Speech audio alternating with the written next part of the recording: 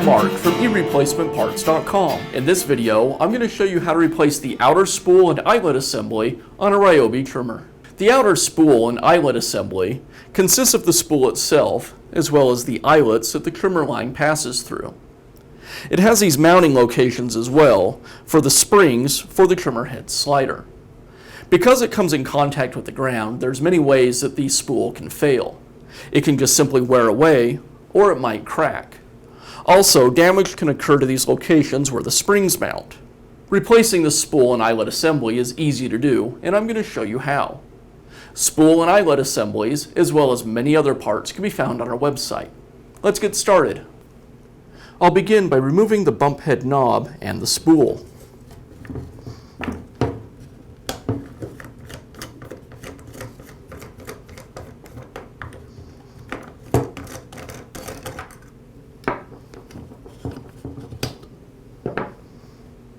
I'll use a small pick to pull the C-clip away from the shaft.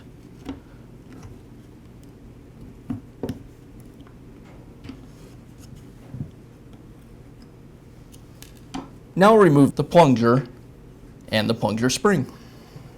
Now I'll remove the E-clip, the slider, and the two slider springs. I'll use a pair of split ring pliers to do that.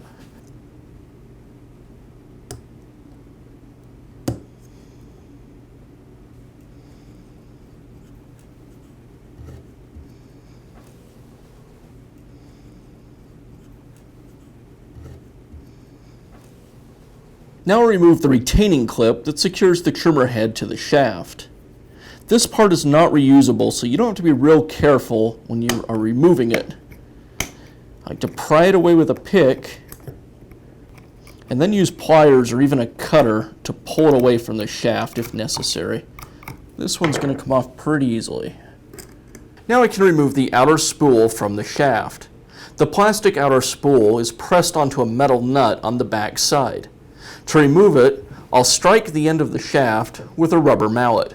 You don't want to use a steel hammer here because you will bend and damage the shaft.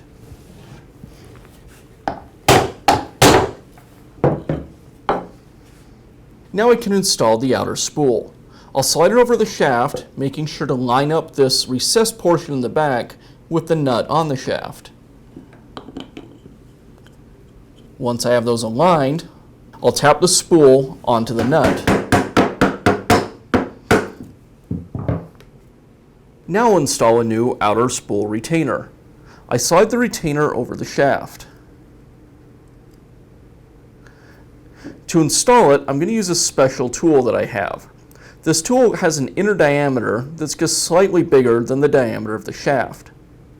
You probably won't be able to find a tool like this, but a piece of metal tubing that has that same inner diameter will work great. I slide the tubing over the shaft and then tap the retainer into place.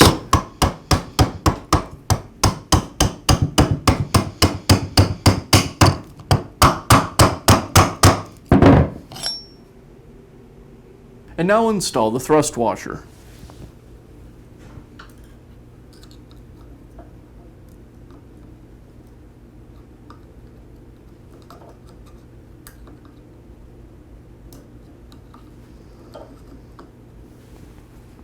Now install the two slider springs back into the outer housing.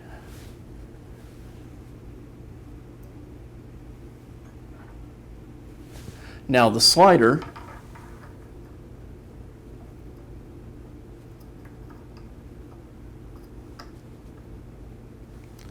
And this gets secured with the E-clip.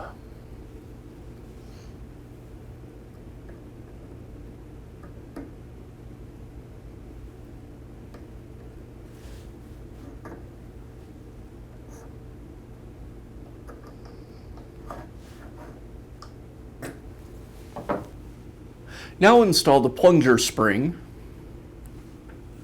and the plunger. You'll notice that there's some angled faces on the plunger. There are also angled faces on the slider, and I want to align those two together. Once in place, I'll press the plunger in and secure it with the C-clip. Now I'll install the spool. The spool comes pre-packaged with trimmer line already on it, and often the two lines are twisted together. This is just for shipping. So what I want to do is pull the lines away from each other so I have them extending out both sides of the trimmer head. You'll notice there's these clips on either side of the head, and those are to temporarily hold the line while we insert the spool into the trimmer head. So I'll line up each of the trimmer lines with the eyelets on the trimmer head.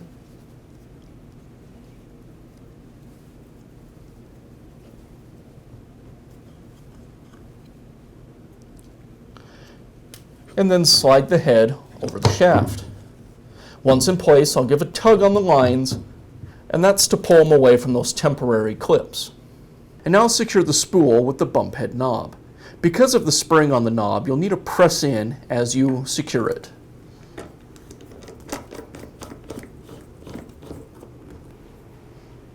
And that's how easy it is to replace the outer spool and eyelet assembly. If you found this video helpful, be sure to give us a thumbs up and leave a comment.